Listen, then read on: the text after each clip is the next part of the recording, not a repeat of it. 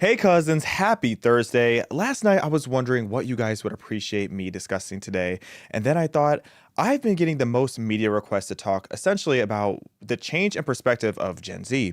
So today I wanted to really just talk about the changing narratives that are going on around Gen Z, the different things that Gen Z is asking for, and the things that we want. And before y'all even have the opportunity to come for me, I was born in January 1997. That makes me the first month of Gen Z. So don't even come here try to hit me with the millennial allegations because I'm not having it today. Okay, so we're about to get into some things. Y'all know the vibes. Be sure to like, comment, share, and subscribe. Welcome to Respectfully.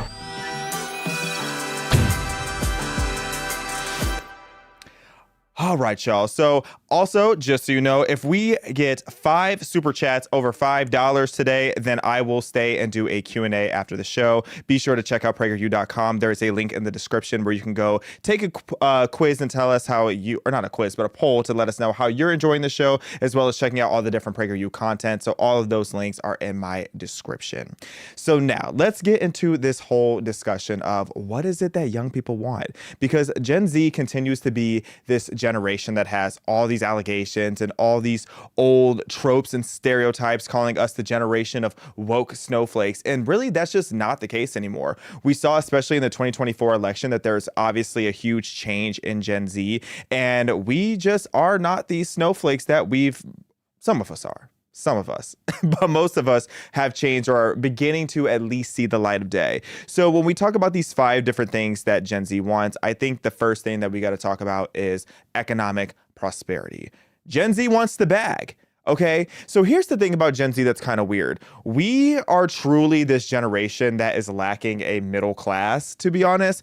Gen Z, I feel like, has this deep pocket of wealth because you have so many people that are taking advantage of various opportunities and all the up and coming technology that's out there. But then you also have part of Gen Z that is as aggressively broke as they possibly can be. So there's this huge divide, but what we all want is we want less regulation and we want more opportunities for ourselves.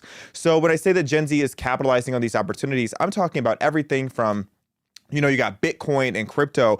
The Bitcoin and crypto space, as someone who just went to the Bitcoin convention, there were so many young people there. Like, people are all over this. I actually personally know quite a few young people who have exploded in wealth because they were taking their little coins from their high school and middle school jobs, taking that little lemonade stand money and putting it into Bitcoin back when I clearly was just having bad priorities and buying Air Jordans when I was in high school. But there are a lot of people who are taking advantage of this and making a whole bag out of it, okay? Because we see that with inflation and all the different issues with traditional banking, a lot of people in Gen Z don't want anything to do with that.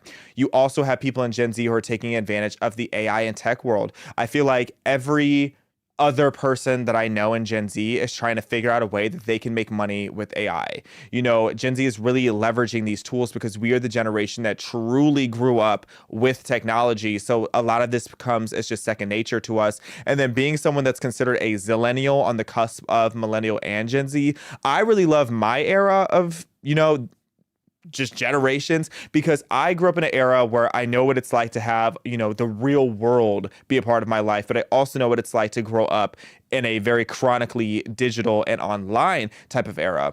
And I feel like in that sector, in that divide, people who are under the age of 31 and over the age of 25, I feel like that is the sweet spot of people who are just really hammering it when it comes to these AI tools and all these different hustles that you can get with that digital space and with the different sectors of the digital space.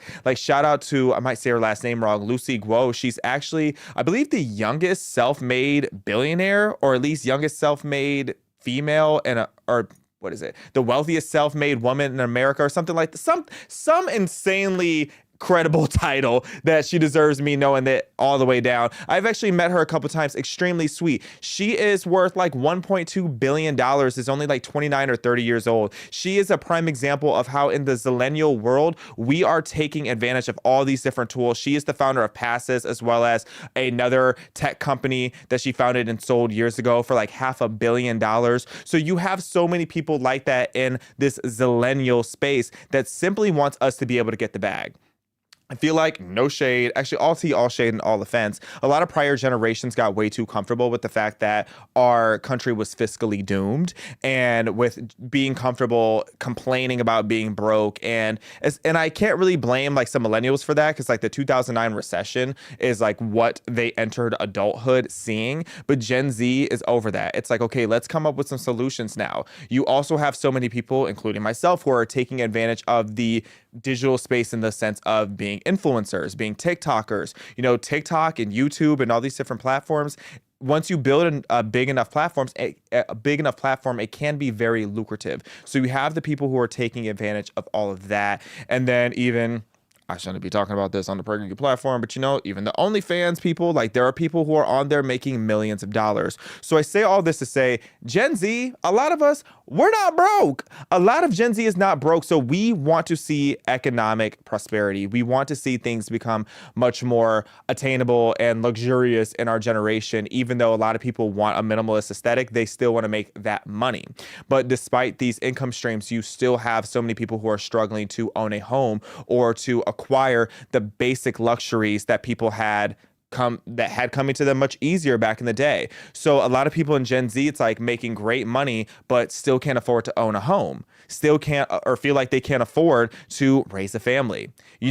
I don't even want to look at what the current rates for daycare is in Los Angeles, but I know just talking to my sister-in-law recently who lives over in the Midwest and her talking about how expensive it is for her two young kids to go to daycare. And it's like you have to make decisions a lot of the times. It's like, well, is it even cost effective for one of the people to go to work? And then it's like, well, if you don't go to work, then you're still not making enough money to take care of your kids if you don't have two parents that are going to work. So it makes us jealous in Gen Z when we look at the past and we're like, okay, so you're telling me that back in the day, there were people who could just work a typical working class job, just the man in the house working a working class job and could still afford to buy a house, to raise a bunch of kids, to buy eggs, to live a comfortable living. And these are the same people who are trying to judge us in Gen Z. Oh no. Oh, no, ma'am. You can't keep pointing the finger at Gen Z saying that we're lazy. It's not that we're lazy. We actually work really, really hard. A lot of people in Gen Z, I feel like all we do is work. A lot of us work multiple jobs. I know when I was in my early 20s, there was a point I was working 4 jobs at a time just so I could save up and get a car because the cost of living up in the San Francisco Bay Area was so ungodly. It was like the fact that an entire half of my month's income was going to my rent at the time. That's insane. That is absolutely insane. But that's where we are now, where you have the median household or the median home price in America today is almost $500,000. It's over $400,000. In Los Angeles, I'm pretty sure it's well over $1 million. So people in Gen Z, we want to get the bag, and we don't want anything in our way that's going to stop us from getting the bag, whether it's inflation, whether it's our ungodly student loan debts, which I don't know if y'all have seen my Dr. Phil episode where I talked about student loans. I feel like a lot of people put themselves into that trap, but at the same time, it's like, I have empathy. Me, myself, I had a full ride academically because I never had a B growing up. I wasn't playing around when it came to those student loans. I knew I didn't want that trap. But a lot of people, especially if you come from a middle class family, you pretty much get no government aid, no academic aid. They pretty much don't give you anything unless you're going and doing sports, which is why the average student is, or the average borrower of student debt has $30,000 in debt. That's crazy. That is such a crushing amount of money that is on the back of Gen Z, of just, graduates the second they get out of college. So this is why people are so frustrated. This is why there's so much resentment. And I think this is why people are kind of over the eat the rich narrative too, because hear me out. You can't sit here and say eat the rich and then try to be the rich at the same time. And I feel like a lot of people in Gen Z are waking up to that, where you see a lot of Gen Z men especially are moving over to the right. They at the very least will say that they're more socially liberal, but fiscally they're very conservative because they understand that to have this entrepreneur mindset, that hustle, that mindset, it totally clashes with wanting to be a leftist, wanting to be a progressive. Progressives do nothing but worship the poor. Okay, they worship the poor. They try to make us all poor. They want us all to be dirt broke, eating bugs. Like, that is what the left wants from us. And we're just not having that. Okay, these high taxes, these high regulations, all that's doing is creating more barriers for us to reach prosperity. And it's also creating more barriers for opportunity. There's no opportunity for prosperity for Gen Z when you have all these regulations, when you have these high taxes. And this is why Gen Z's over it. We want to be able to pursue the American dream. We want to be able to take advantage of free markets. What is the point of being the freest country in the world if we don't have these free markets? So that is the first thing that I feel like Gen Z is really asking for, which I really don't think is asking for too much. Okay, now on top of all this prosperity, we got to talk about the hot take. The hot take: masculinity encourages femininity and Gen Z wants back both. I feel like a lot of women straight up regret how far feminism has gone, and they regret it because they want chivalry back. I saw this video a while back and it just cracked me up so much about how there's a lot of women who wish they could go back in time just to say this. I swear, if I could go back in time and tell the woman that stood up for our right to work, I would. You talk to pretty much any woman these days, and they're going to be mad at the OG feminists who fought so hard for women to be able to work, because now it's like, yes, a lot of you like to go to work, but at the same time, you can't tell me that more of you don't wish that y'all could just put your feet up and raise them babies. Which is a hard job. I shouldn't say put the feet up, because, you know, being a homemaker, being a stay-at-home mom or whatever, it's a very rewarding but difficult job within itself. But you can't tell me that all these girls want to be out here just sending emails. You can't tell me that there's so many women who are working miserable jobs in a cubicle that that's actually where they want to be. But a lot of the women who are there because they have to be. They have to be in order to make ends meet. They have to be because that's the way our society has structured itself now. And it's just funny to me because you look at, there's this 2024 survey that noted that 68% of young women believe it's harder to be a woman, yet they still crave the benefits of chivalry, like respect and safety, holding the door open, the basic elements that gentlemen were taught growing up, the basic conservative traditional values that gentlemen were taught to have. You can't say, oh, you want it 100% equal. You want to be treated exactly like men, but then at the same time, you want these benefits. You want men to really bend over backwards a lot of the times to make sure that women are safe and protected and doing all of that. And there's this funny trend where a lot of people will just go, I'm just a girl, or literally just a girl. And that's an excuse of why, women won't want to carry something heavy. Or if they run over something, they scratch up their car, there's always a guy that's coming to change the tire or help them out. Those are the type of just basic things that men will usually do. Like, you see a woman struggling with her flat tire on the side of the road, you pull over, you help them out, which these days you might be better off. You might be better off with the flat tire because so many people are so creepy. But those elements of chivalry, or how could I forget this? The biggest time you will see feminism leaving a woman's body is when the bill comes. When that check comes, oh, you don't want to put your car down. It's so funny when you go to dinner with a girl, a lot of the times you'll just see them kind of look around, like looking everywhere but at that check and at their wallet. They don't reach for their purse. They're checking their lip gloss. They're doing everything possible to not look at that bill that has been placed on the table. And I'm not mad at it. But, to have that, and to have these safe spaces, you need masculinity. Masculinity creates a safe space for femininity to flourish, okay? Because women want to be protected. You don't want to have a beta male being the one that is your determining factor of whether or not you're going to be safe in a situation. You don't.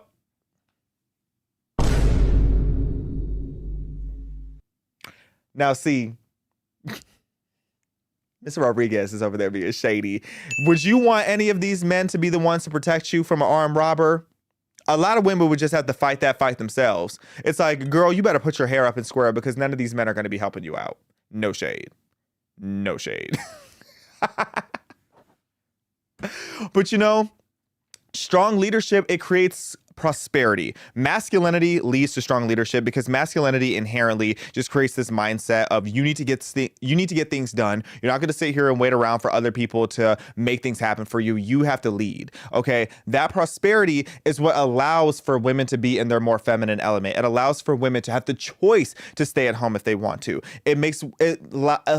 Masculinity allows for women to feel much more safe and protected in their communities and to start a family. Because I know a lot of women who the only reason that some of them don't want to start families right now is because of how dangerous and chaotic the world is at this point. Okay, that is devastating. And that's stripping a lot of the happiness away from young women, which is why so many young women now are desperately wanting masculinity back so that they feel safe and protected and have the prosperity to be able to start a family, because starting a family, again, statistically, will make you much happier. It's worked for thousands of years. As long as humanity has been around, that has always been the standard that has been set. People want that to come back, okay? And now, for years, though, there was this demonization by woke culture of masculinity, where masculinity was constantly being called toxic. And toxic masculinity, if you had to define it, it basically, because I feel like a lot of people on the right, they act like they don't know what toxic masculinity actually means, or they try to make it seem like when that was said that it engulfed all things masculine, which for some people it did. But I think the more colloquial explanation of what toxic masculinity is, it's when a man feels the need and the desire to lean into their masculine element. And I don't think that there's anything toxic about that. Now, when you can't argue it's like toxic masculinity, it's like if a man is terrified of the thought of wearing the color pink. It's like, okay, you wore the color pink. It doesn't mean that you're going to chop your balls off. Like, come on, be serious. So I can understand it in that context. But the people who try to make it seem like masculinity is inherently toxic, you were the reason that our society is doomed. You were the reason that society is cooked. You were the reason that everybody's bills are affected. Okay. And in 2024, King's College of London actually did a study and showed that 37% of young men view the term as very unhelpful. And that was nearly double the rate for women, meaning that about 80% of these women, at least close to 80% of women, thought that the term toxic masculinity was a good thing when they did that poll. That's crazy. That is actually crazy. You sit here and then how can you complain about, the lack of protection that you have in society and how hard it is to be a woman and how you would rather deal. And like, you remember that whole thing where it's like, would you rather, what was it? What was the thing with the bear, Mr. Rodriguez? It was like, what was it? Would you rather be in the woods with a man or a bear? Is that what it was? What on earth was that? I didn't even know that was a thing. I must have missed that. You didn't see that that trend was bear. everywhere. It's like it was something like if you were trapped somewhere, would you rather be stuck with a man or a bear? And the reason why I feel like so many women chose the bear, it wasn't because of toxic masculinity. It was because of the lack of masculinity. Wow. It was because you have seen such POS men, such pathetic men, that you would rather be in the room with a bear because you don't feel protected by men. And that's a lack of masculinity. That's what happens when you don't have strong masculine figures and like positive, healthy masculinity being presented. What you end up with is a bunch of F-boys, for lack of a better term. So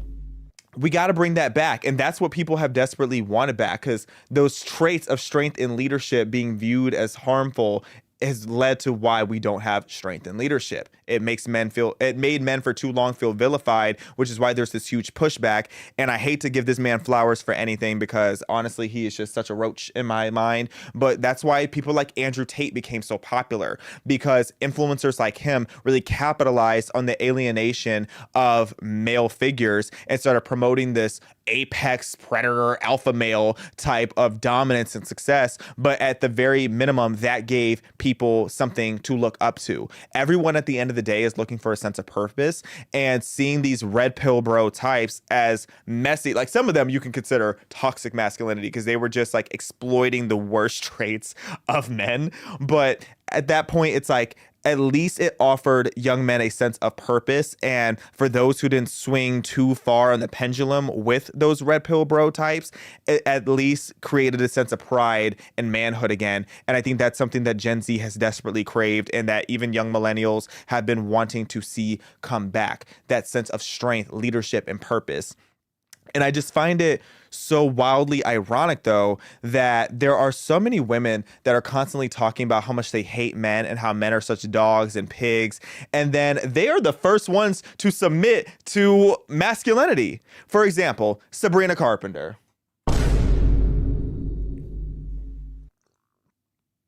Do we have her album cover?